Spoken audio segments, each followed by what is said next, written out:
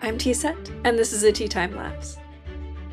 If you watched my short about the progression of my Sona over the last few years, you may recall that she had white hair in the beginning. My Sonas have actually gone back and forth between having ginger hair or white hair since I was a teenager. And I really found myself missing the white hair when I was drawing Murcia in October. So one day I decided to experiment with her colors to see if I wanted to change her back to being white-haired. My love of characters with white hair stems back to when I was a kid, with characters like Kira from The Dark Crystal, Lady Amalthea from The Last Unicorn, Princess Kira from Atlantis, and probably even Storm from the version of the X-Men that was on when I was a kid. But back to what's on screen, I had a day where I was struggling with artblock, and I kept pushing through it because I really wanted to draw that day, and I found myself drawing in a slightly different style that I normally draw in, and I thought it would be fun to see it through and actually draw a picture of Teaset with it. And she turned out cute, but it's odd because it feels halfway like she's drawn by me and halfway like she's not.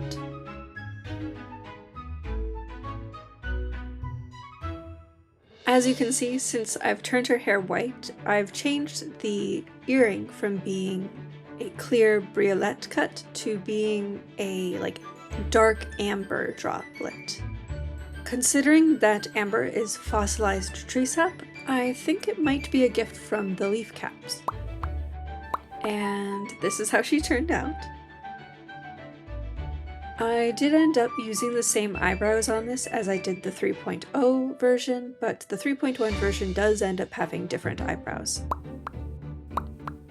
Now, the 3.0 version has a beautiful outfit. Too beautiful. She looks a bit princessy, which is not what I'm trying to communicate about the character, so while it is a beautiful outfit that I earnestly love, I do think I should redesign her outfit. I want her to feel something closer to as if she just woke up and threw on something comfortable, but she's still cute and a little bit put together, like she's not a mess. But she hasn't been awake terribly long, and she's just happy to entertain a close friend. That is ideally what I am going for, at least with my current iteration of her. We'll see how things evolve over time.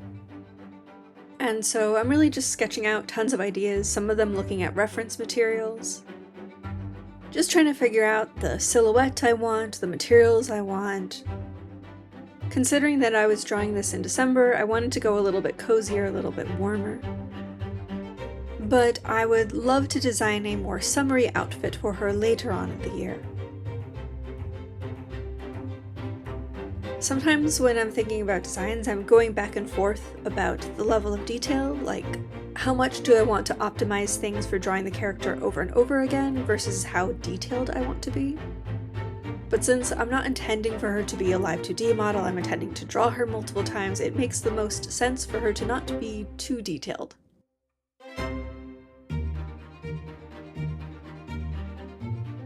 Around this point, I started thinking about a little quilted coat to go on over her clothing. Maybe on top of a sweater, on top of a chemise and skirt. I like the idea that Teaset still has a lot of older garments, but has learned that they are appropriate nowadays to be worn around people, even if they would have been underwear historically. I do think separate tops and bottoms allow her to better accommodate having a tail. I do want to actually think about how she navigates clothing with a tail. And here I'm just trying to figure out how to make the quilted top visually interesting enough without making it too detailed or childish. So I end up getting rid of the ruffles even though they're visually interesting because I'm just too worried that they make her look like a kid. And at this point my birthday was quickly approaching and I thought it would be cool if I made a reference sheet of this version of Teaset so that if people wanted to draw her, they could. And fun fact, people actually did, and I cried. Thank you so much to my sweet friends Honey and Sunny who organized a bunch of my friends and acquaintances to write little notes to me and even sometimes draw things for me for my birthday. It was incredibly sweet, and whenever I revisit the slides, I start crying again.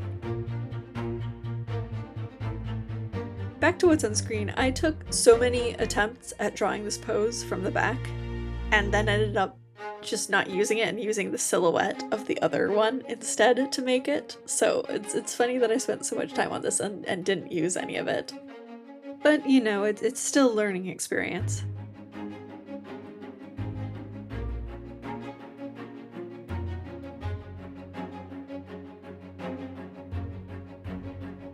Now, I intended for this to just be a colored sketch, so it was gonna be really loose with the lines, but then I ended up not being loose with the lines. I ended up being way more detailed, but I was still using thicker line art than I usually do, so I was more casual about it than I usually am.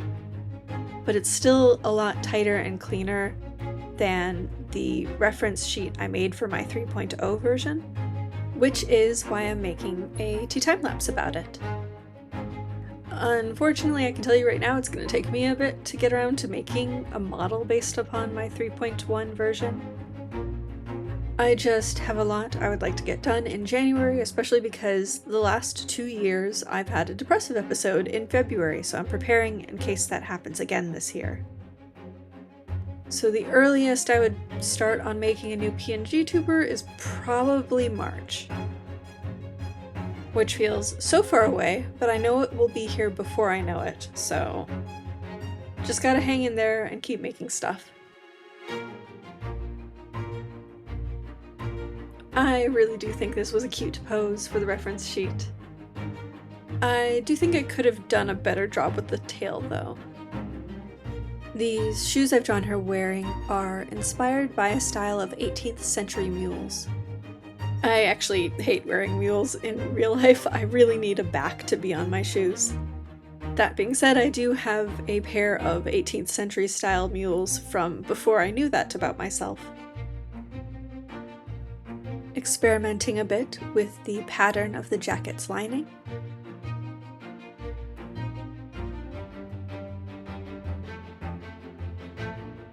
Playing around with the outfit's colors. One of the differences between the 3.0 outfit and the 3.1 outfit is that I've moved the earring further out on the ear and to the front part of the cartilage instead of the back. I find drawing high heels from the back when you're at an angle above the ground to be challenging, but I'm sure with practice I'll get better. I do still need to make a sheet of just Teaset's ears from different angles. It would be excellent practice for me and useful reference for anyone who wants to draw Teaset and is struggling to get the ears right at whatever angle they're drawing the head at. I know I keep saying that I'm going to draw this sheet and I haven't gotten around to it yet, but I really do think I'm going to get around to it this month. I've felt motivated to do it recently, and I've just had the difficulty of my health not cooperating or being in the middle of something else that really needs to be finished first. Like time-sensitive deadlines. Yeah, it really was just an off day for drawing the tail, but it needed to get done. I wanted to get the reference sheet done.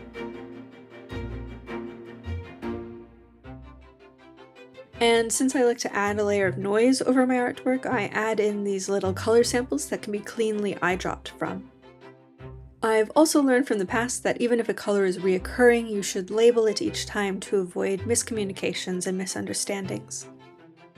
Honestly, anyone who draws Teaset, if there's something that's unclear in my reference materials, let me know, because I want to make better reference sheets that communicate clearly. But back to what's happening on screen, this is starting the second page of the reference sheet, which gives more information about details. Just things that might not be clear from the full body reference images, closer looks at little things, and things that don't show up in those images. Some reference sheets I've done include all of this in one image, but with my Teaset references, I've gotten to the point where I feel like it works better to split them into 2 images. That way you can see them more easily if you're pulling them up in a document to reference. And this way they're not such huge files. In hindsight, I think it also would have been nice to include a breakdown of the bangs from different angles, but I do think this is a really nice head-on breakdown. As I've experimented, I've basically broken down each side of the bangs into 4 sections that I think are pretty easy to work with. And to clarify those sections, I've colored each one differently on one side of the image. Teaset does have sharper canines than a human would. Her ears do go back a bit, they're not like perpendicular to the side of the head. And I showed this a bit in the 3.0 reference sheet, but she has additional markings on her body. They're covered up by both the 3.0 and 3.1 outfits, so I wanted to show where they are so that if someone wants to draw her in, say, a sundress, they'll know where those markings go. I decided to get rid of the colored fingertips in this design. I still really like the look of colored fingertips, but if you want to do it, I think you need to use a color that isn't present in the clothing to avoid the fingers getting lost in the clothing. It doesn't quite work if you're using the same colors. I think it also has to do with the rhythm of divisions down the arm, which I really like my outfit and didn't want to change that rhythm, so it just made sense to get rid of the colored fingertips. I think an example of a design that does colored fingertips really well is Arakuya's design. And you can see in Arakuya's design the colored fingertips are a color you're not finding frequently in the clothing, and also the rhythm works very well with like the fingerless gloves and such. But back to what's on screen, here are the 2 pages of the 3.1 reference sheet for Fairy Teaset. Since I glaze my images for social media, I included separate color samples that can be added on top of the images. But since some social media sites don't allow transparencies, the best places to find my reference sheet are probably Tumblr and in my free posts for Patreon. But if you want access to high-res, unglazed versions of my artwork, that's one of the things that you gain access to by being a patron. Patrons also get at least 2 months early access to all of my Teatimelapse videos. Thank you so much for watching.